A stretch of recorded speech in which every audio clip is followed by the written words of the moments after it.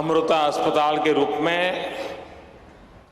हम सभी को आशीर्वाद दे रही मां अमृतानंदमयी जी को मैं प्रणाम करता हूं। स्वामी आत्मा स्वरूपानंदपुरी जी, हरियाणा के राज्यपाल श्री बंडारू दत्तात्रेय जी, मुख्यमंत्री श्री मनोहर लाल जी,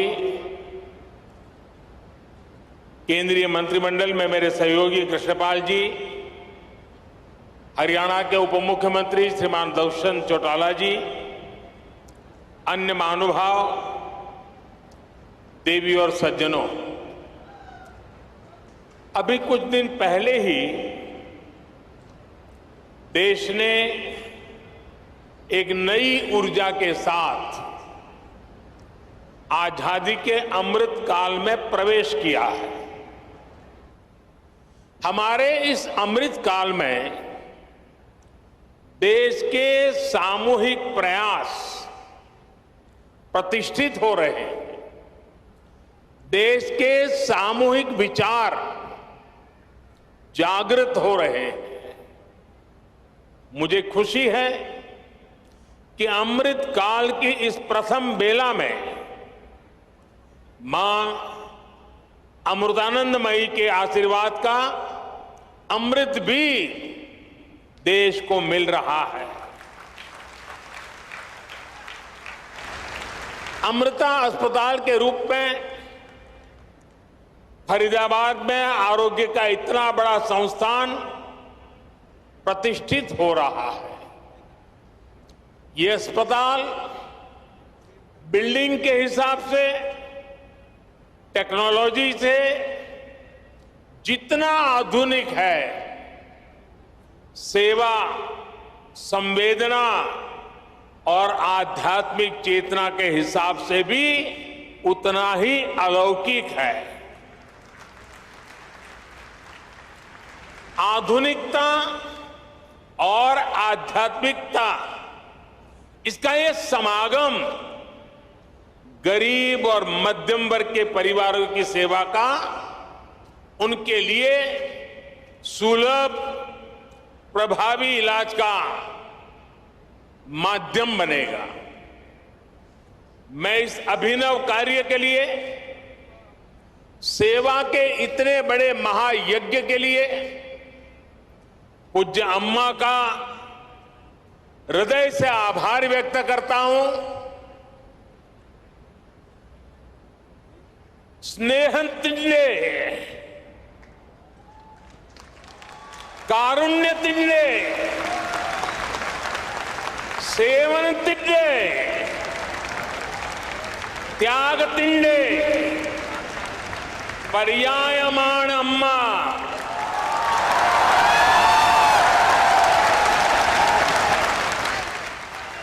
माता अमृतानंदमयी देवी भारतंडे महत्ताय आध्यात्मिक परंपरा तिंडे नेरवकाशियाण।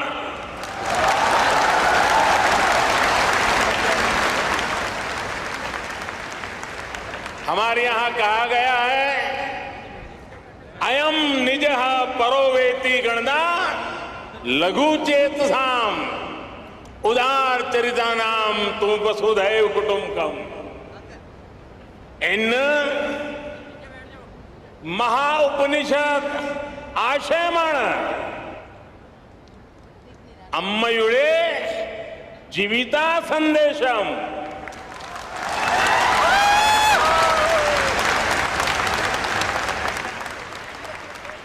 अर्थात अम्मा प्रेम, करुणा, सेवा और त्याग की प्रतिमूर्ति है।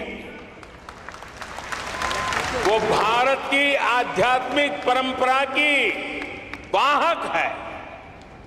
अम्मा का जीवन संदेश हमें महाउपनिषदों में मिलता है। मैं मठ से जुड़े संत जनों को, ट्रस्ट से जुड़े सभी महानुभावों को, सभी डॉक्टर्स, और दूसरे कर्मचारी बंधु भगिनी को भी आज इस पवित्र अवसर पर बहुत बहुत शुभकामनाएं देता हूं। साथियों,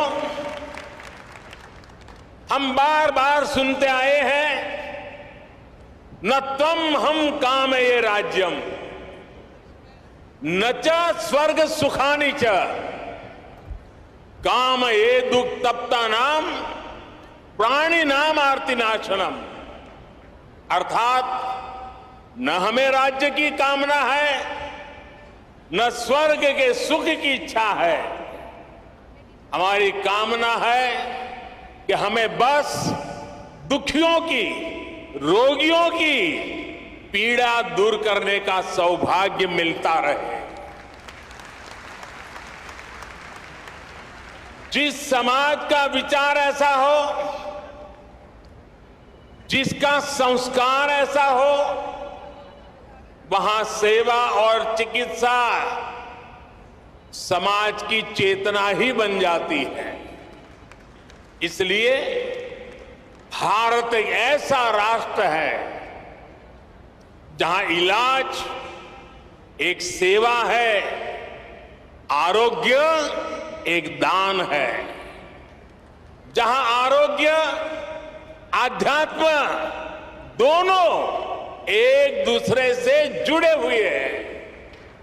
हमारे यहां आयुर्विज्ञान एक वेद है। हमने हमारी मेडिकल साइंस को भी आयुर्वेद का नाम दिया है। हमने आयुर्वेद के सबसे महान विद्वानों को, सबसे महान वैज्ञानिकों को ऋषि और महर्षि का दर्जा दिया। उनमें अपनी पारमार्थिक आस्था व्यक्त की।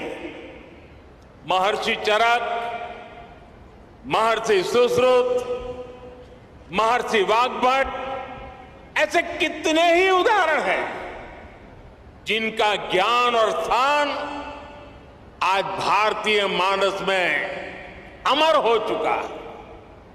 भाई और बहनों, भारत ने अपने इस संस्कार और सोच को सदियों की गुलामी और अंधकार में भी कहीं कभी लुप्त नहीं होने दिया, उसे सहज करके रखा। आज देश में हमारी वो आध्यात्मिक सामर्थ्य एक बार फिर सशक्त हो रहा। हमारे आदर्शों की ऊर्जा एक बार फिर बलवती हो रही है। पूज्य अम्मा भारत के इस पुनर्जागरण का एक महत्वपूर्ण वाहक के रूप में देश और दुनिया अनुभव कर रहा है। उनके संकल्प और प्रकल्प सेवा के इतने विशाल अधिष्ठानों के रूप में आज हमारे सामने समाज जीवन से जुड़े ऐसे जितने भी क्षेत्र हैं, पूज्य अम्मा का वात्सल्य, उनकी करुणा हमें हर जगह दिखाई पड़ती है।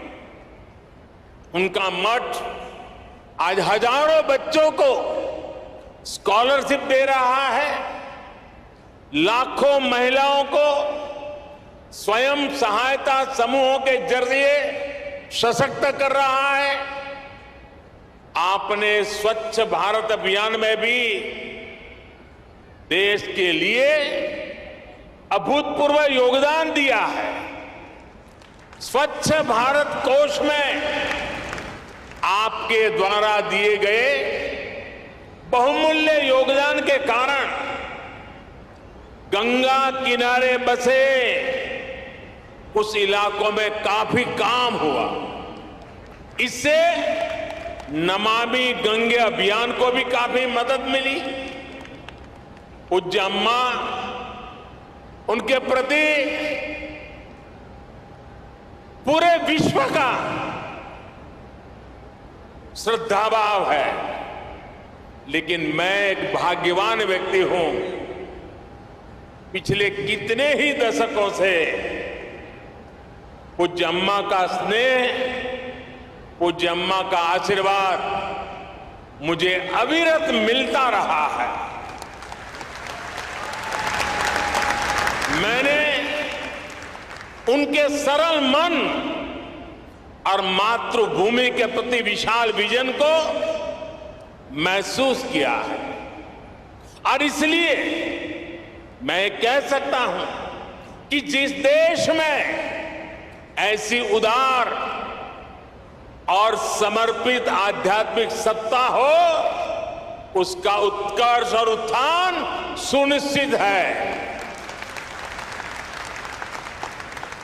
साथियों, हमारे धार्मिक और सामाजिक संस्थानों द्वारा शिक्षा, चिकित्सा से जुड़ी जिम्मेदारियों के निर्वहन की यह व्यवस्था एक तरह से पुराने समय का पीपीपी मॉडल ही है। इसे पब्लिक प्राइवेट पार्टनरशिप तो कहते ही हैं, लेकिन मैं इसे परस्पर प्रयास के तौर पर भी देखता हूं। राज्य अपने स्तर से व्यवस्था खड़ी करते थे,